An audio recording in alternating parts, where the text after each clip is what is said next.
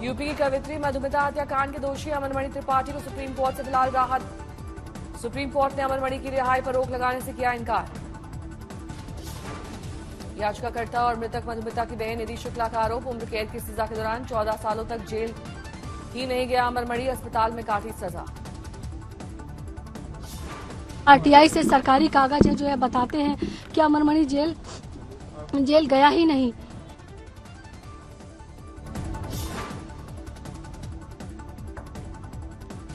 निधि शुक्ला के आरोपों के मुताबिक सुप्रीम कोर्ट ने संज्ञान में इस पूरे मामले को लिया। यूपी सरकार को नोटिस जारी करके 8 हफ्ते में मांगा जवाब।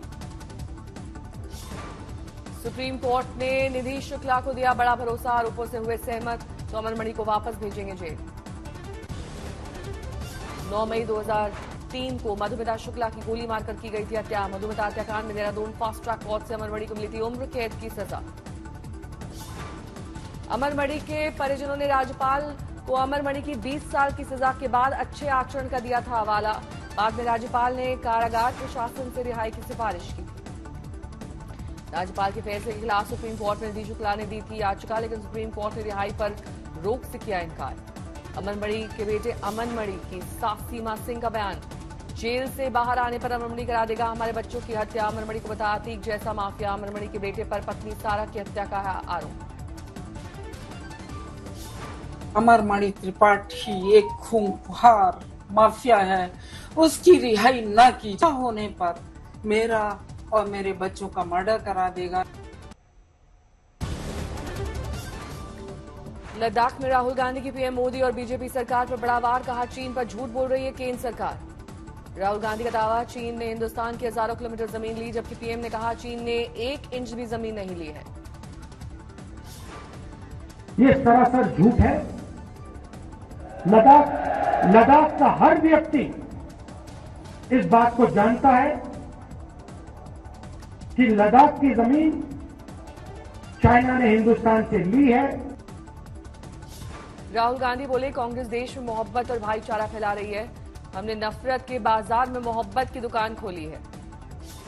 राहुल गांधी का आरोप, लद्दाख की आवाज को दबाया जा रहा है, लद्दाख में आज चरम पर है बेरोजगारी।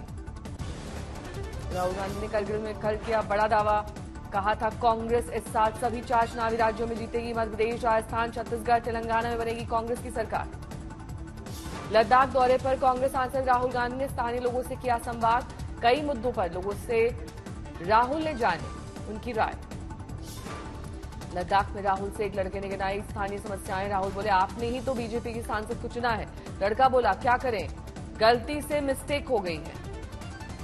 एआईएमआईएम अध्यक्ष असदुद्दीन ओवैसी ने किया ट्वीट, लद्दाख सीमा पर वास्तविक स्थिति को लेकर देश के अंधेरे में रख रहे प्रधानमंत्री, चीन के राष्ट्रपति संग बैठकर आखिर क्या छिपाना चाहते हैं पीएम। ओवैसी ने किया सवाल, लद्दाख में वो चीन पर मई 2020 की यथास्थिति पर लौटने का दबाव क्यों नहीं बनाते, चीन के अवैध सैन्य कदम को पीएम मोदी क्यों दे रहे हैं नाम। दक्षिण अफ्रीका में ब्रिक्स समिट के समापन के बाद ग्रीस दौरे पर पहुंचे पीएम, हुआ जोरदार स्वागत, किया गया माल्यार्पण। ग्रीस के हाथों में तिरंगा लिए खड़े दिखे लोग, पीएम मोदी की जयकारे लगाए। पीएम मोदी ने हाथ हिलाकर सभी का अभिवादन स्वीकार किया। 40 साल बाद कोई भारतीय पीएम पहुंचा है ग्रीस, पीएम मोदी के स्वागत में बजे ढोल नगाड़े। प्रधानमंत्री ग्रीस के प्रधानमंत्री से करेंगे मुलाकात, दोनों देशों के बीच संबंधों को और मजबूत करने पर होगी चर्चा। सूत्रों के अनुसार पीएम मोदी दोनों देशों के व्यापारिक नेताओं के साथ भारतीय समुदाय के साथ करेंगे बातचीत। पीएम मोदी ग्रीस में रह रहे भारतीयों से आज करेंगे मुलाकात, सभा को करेंगे संबोधित। पीएम मोदी का दक्षिण अफ्रीका दौरा बेहद सफल रहा, ब्रिक्स के विस्तार पर लगी मुहर। ईरान, सऊदी अरब, यूएई, मिस्र, अर्जेंटीना, इथियोपिया होंगे जनवरी में शामिल, प्रधानमंत्री मोदी ने किया समर्थन। मोदी ने ब्रिक्स के नए सदस्य देश इथियोपिया को दी बधाई। इथियोपिया के पीएम अबी अहमद अली और पीएम मोदी के बीच द्विपक्षीय वार्ता। ब्रिक्स सम्मेलन से इतर प्रधानमंत्री मोदी और ईरान के राष्ट्रपति सैयद इब्राहिम रईसी के बीच द्विपक्षीय बैठक। पीएम मोदी और ईरानी राष्ट्रपति के बीच व्यापार, निवेश, ऊर्जा, कनेक्टिविटी, आतंकवाद और अफगानिस्तान जैसे मुद्दों पर चर्चा। विपक्षी गठबंधन इंडिया की मुंबई में 31 अगस्त और 1 सितंबर को होने वाली बैठक के लिए रणनीति तैयार। लोकसभा चुनाव के लिए सीट बंटवारे के फॉर्मूले पर होगी चर्चा। महाराष्ट्र के बारामती में शरद पवार ने बेटी सुप्रिया सुले के साथ किया लोकसभा क्षेत्र का दौरा। किसानों ने फूलों की बारिश कर किया पवार का स्वागत। शिवपाल यादव ने यूपी के घोषी उपचुनाव में समाजवादी पार्टी की जीत का किया दावा। बीजेपी की नीति को बताया विभाजनकारी, कहा परिवार और आपस में फूट डालना बीजेपी की फितरत।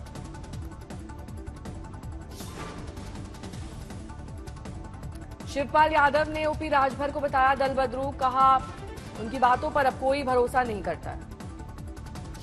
चांद से आई एक और खुशखबरी, चांद पर प्रज्ञान की लैंडिंग का वीडियो आया सामने।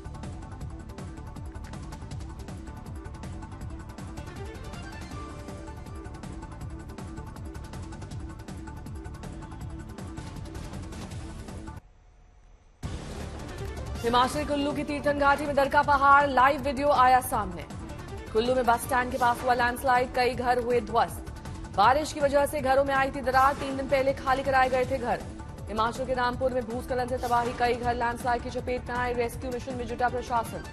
मंडी में रेस्क्यू ऑपरेशन जारी, एनडीआरएफ की टीम ने 51 फंसे हुए लोगों को किया रेस्क्यू। मंडी में बाढ़ पीड़ितों की मदद में जुटा प्रशासन, खाने के सामान और दवाइयां भेजी गईं। कुल्लू में लैंडस्लाइड की घटनाएं जारी, ड्रोन से कैद की गई तबाही की तस्वीरें।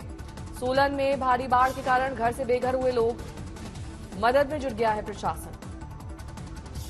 उत्तराखंड के कोटद्वार में 3 दिन बाद भी नहीं खुला NH 534, आवाजाही पूरी तरह प्रभावित, आने जाने वाले दूसरे रास्तों का लेना पड़ रहा है सहारा। जोशीमठ में पागल नाले में अचानक आए उफान में फंसे कुछ लोग, एसडीआरएफ ने सूचना पर किया रेस्क्यू, इनमें से कुछ लोगों को लगी हैं चोटें। चमोली में ठाणा पुरसाडी के बीच लगातार धंस रहा है बद्रीनाथ राष्ट्रीय राजमार्ग, दरारों के बाद अब तक 10 मीटर से अधिक नीचे खिसक गया है हाईवे। टिहरी में जोरदार बारिश के कारण भूस्खलन के कारण नेशनल हाईवे हुआ बंद। कानपुर में गंगा नदी का जलस्तर बढ़ने से निचले इलाकों में घुसा बाढ़ का पानी, लोग पलायन को है मजबूर।